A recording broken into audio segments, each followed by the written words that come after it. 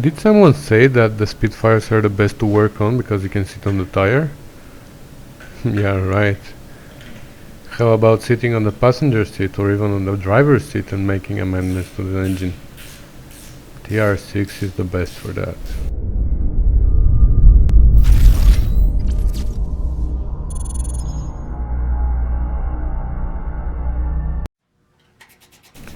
Okay, if you're getting confused with all those projects, don't worry, so am I.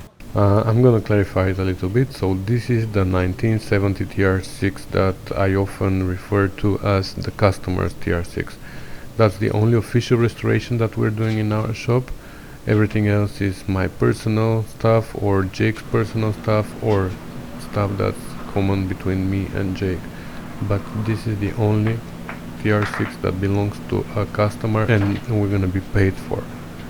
So I showed you already how I dealt with the body. It's ready to go now to the paint shop. It's not ready for paint. I mean, I did the metal work and then they're gonna have to smoothen the patches, and then they're gonna have to do some body work on it. They're gonna do finishing and painting, but the metal work on it is done. So now I can jump on the engine and see what's wrong with it, because John said that it was smoking badly, but we never seen it running. So before I tear it apart, I wanted to start it up, measure the compression, check what kind of smoke is coming out of the exhaust, listen for any strange noises, etc. So this is what I'm doing here. I'm preparing it to get it started, and after I know what I'm dealing with, I'm gonna tear it apart and eventually rebuild it. So first off, I reinstalled the carbs. They have been taken off when I removed the body. And then I wanted to do a compression test on a cold engine. Just I want to have more reference points if there is a problem with the engine. I just wanted to have results for from a cold engine, from a warmed up engine, just to be able to analyze better if I have a problem with the engine. But I ran into an issue from the very beginning. The starter wasn't working, or actually the starter was working when I powered directly the windings on the motor, but the solenoid wasn't working at all. So I had to take the starter off and check what was wrong with the solenoid.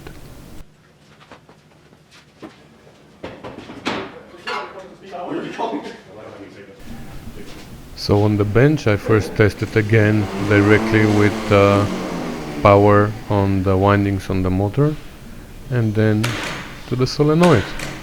And as it usually happens, on the bench everything works fine. Anyway, so there was nothing wrong with the starter. Probably there was a bad contact or something, because on the bench it worked fine. So I just reinstalled it.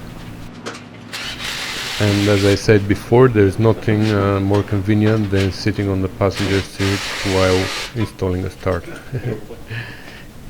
Yeah, that's my beautiful face.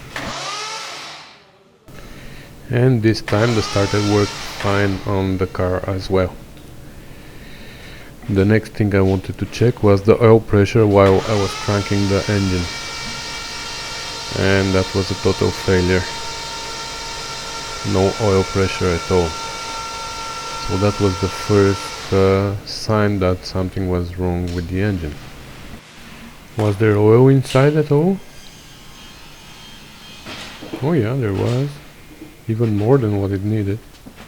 But let me double check.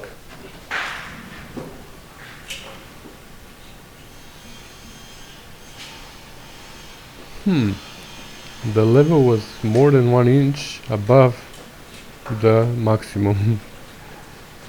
I couldn't believe my eyes, so I checked a third time. And yeah, still there was a lot of oil there.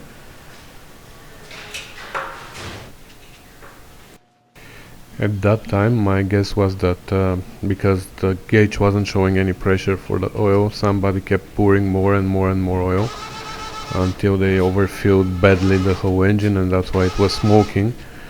And I just decided to proceed with the compression test, and then After that I was gonna decide what to do with the whole oil situation. And apparently the compression test wasn't bad at all. It was between 170 and 180 pounds each cylinder.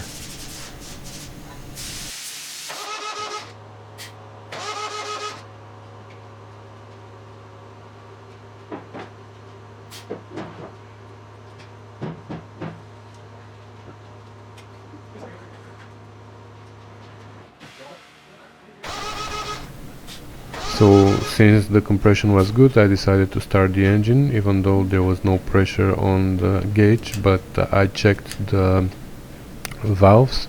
I opened the oil cap and there was fresh oil already on the rockers, so the oil pump was working normally. It was sending oil to the top of the engine, which was good, so I decided to start the engine. I drained my Korean friend Tehan, the best carpenter in the world. I drained part of the oil until I reached a normal level, and guess what? I drained more than 2 liters of oil. Since I didn't have a gas tank, I had to put a gas canister on the side again, and I poured a little bit of gas in each carb, and I was ready to attempt the first start.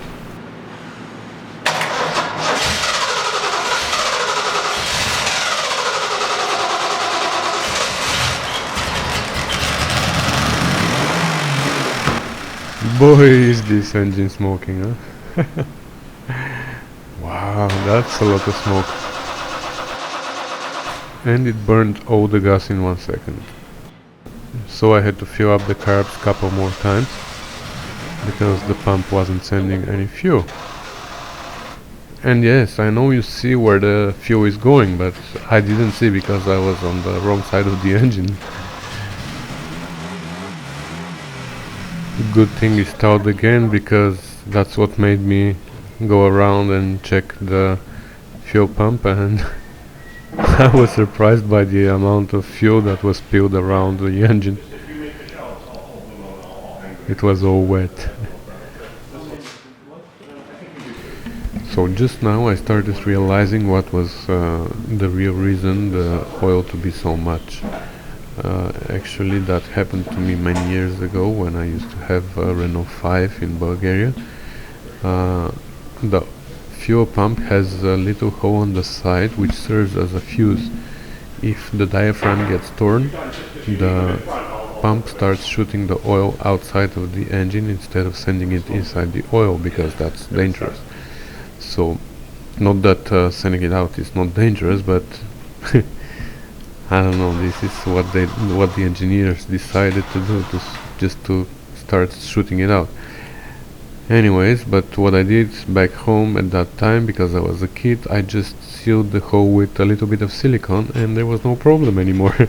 At least not for a couple more days, when the engine started spinning as if there were no pistons inside. It was like anyways, I shut the engine at that time. So here I had to pull out the fuel pump and check what was wrong with it. Most probably the diaphragm is torn and the pump is shooting the fuel outside, but the engine was run in this condition for such a long time that a little bit of fuel was going inside the oil, a little bit, but at some point it became more than 2 liters, which I just drained. So because the oil became so diluted, it started going through any small gaps and little holes, and made its way to the cylinders, through the valves, through the piston rings. So that's why the engine was smoking. Now I know why. I didn't have another diaphragm, but I had another fuel pump. It's a good thing we became a TR6 shop, because now we have spare parts for every job. Anyways, this is a little bit smaller. I don't know why it's different style, but it could do the job for temporarily, just so I can start the engine and measure the compression.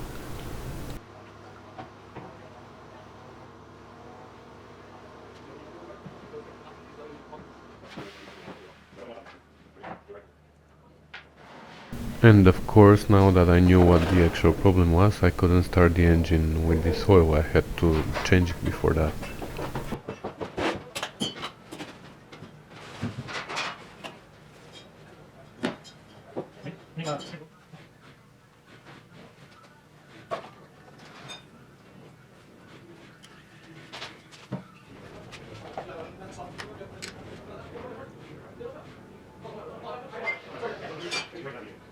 And now I could attempt to start the engine one more time. Okay,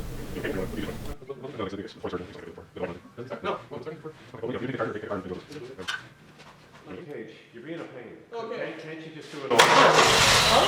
Can't you just go and get the electric?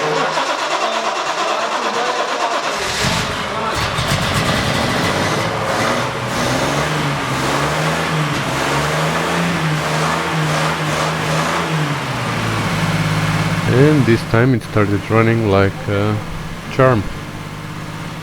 And surprisingly, or not, it wasn't smoking anymore. At least not that much.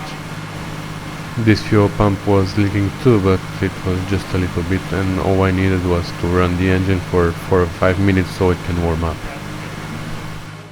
But even though it wasn't smoking that much anymore, there was a lot of exhaust in the air, so I moved it by the door and kept it running there.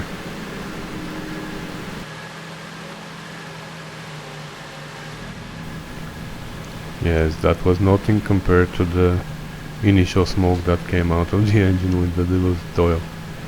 I also wanted to make sure that the thermostat was working normally, so I waited until the thermostat opened and the coolant started circulating through the radiator as well. And then I pulled the hose out of the gas canister and I waited until all the fuel in the carbs got burned inside the engine. Because for the compression test I didn't want to have any fuel in the system.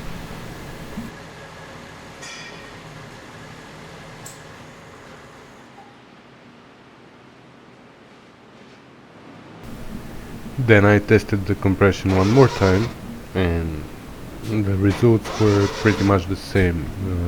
They were just maybe 4 or 5 pounds higher than the cold engine. So now I was between 175 and 185, which was very good compression for this engine. So it looked like, apart from the oil pump, there was nothing wrong with the engine. But unfortunately it was too good to be true. Later, something that I didn't film, but later when I started the engine one more time, I heard clacking noise coming from the bottom of the engine, and I realized that the diluted oil damaged some bearings, probably the crankshaft bearings. So I spoke to John, the owner, and I told him that there is an option that we change only the main bearings, maybe the connecting rod bearings, and everything would be pretty much okay with the engine, but I recommend a total rebuild. And of course he was wise enough to agree and rebuild the whole engine. So I started taking it apart, and the first thing was to remove the flywheel and pull out the rear seal housing, because once I put it on the stand I wouldn't have access to those little bolts over there.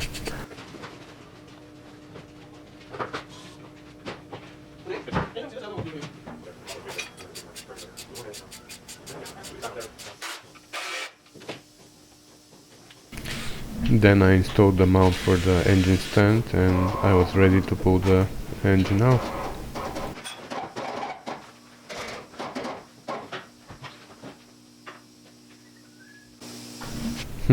Stephanie, the only girl in the shop.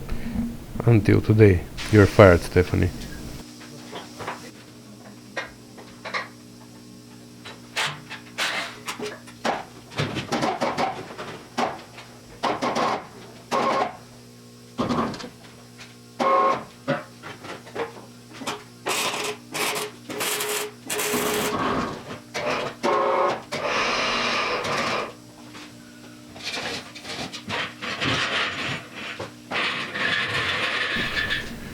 So here we go again. There is the engine on the stand ready for surgery, but about that in my next video. Thanks for watching, and if you want to stay in touch, you can find my page in Facebook. It's called Rusty Beauties. There's a link in the channel art of my YouTube channel.